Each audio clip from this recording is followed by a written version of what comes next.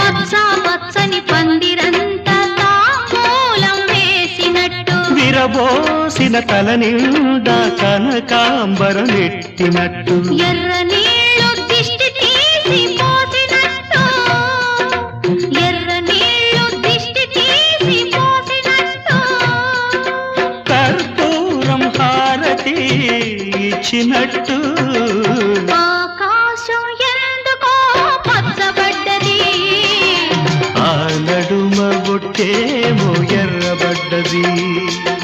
వీచే గాలుల తాకిడి సాగే గువ్వల అలజడి